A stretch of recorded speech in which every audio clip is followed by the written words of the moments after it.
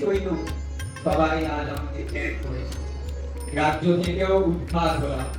তবু কেন আমার বোধ এখনো সেই সিংহাসন, সেই ধর্মরত্ন, সেই প্রজাতির জন্য দেখো।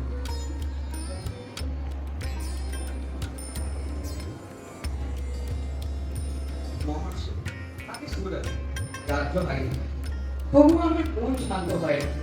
কেন এই দাসত্বে আমাকে ছেড়ে যায়? আমি তাই সময় পরিবার আমাকে লক্ষ্য করেছে, তবু আজও তাদের জন্য আমার মন খুলে ভেবেছি তুই কেমন না। এটাই দেবীর মহামায়ার খেলা। তিনি সকল প্রাণীর হৃদয় আসক্তি, মমতা, ভয় আর প্রেম জাগিয়ে তোলেন।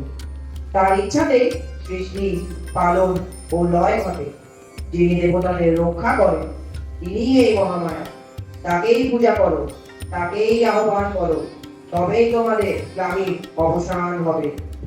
আমরা দেবীর শরণ নেব, তাকেই আরাধনা করব।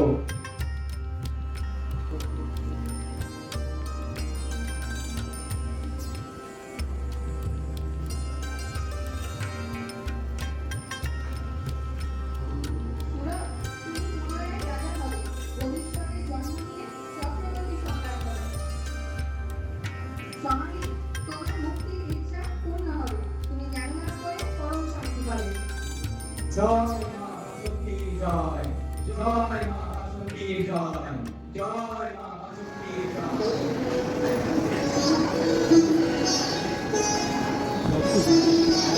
লক্ষণ শক্তিশালী রাবণকে হারাতে দেবী দুর্গার আশীর্বাদ কাম্য, কিন্তু এখন তো শরৎকাল, আশ্বিন মাস, দেবীর পূজার সময় নয়। দাদা, আমরা যদি অকালে তাকে আহ্বান করি উনি কি বুঝতে হবে?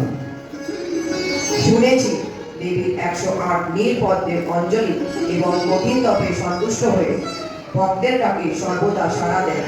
আমি সেই পুষ্পের আয়োজন করছি।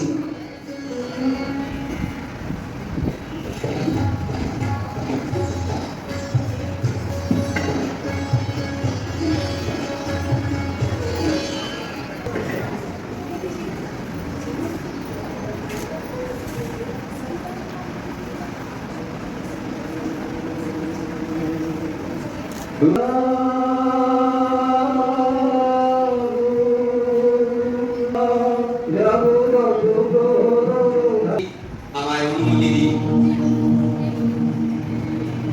রাম, তোমার ভক্তি আমাকে সন্তুষ্ট করেছে। আমার আশীর্বাদে তুমি রাবণকে অবশ্যই জয় করবে।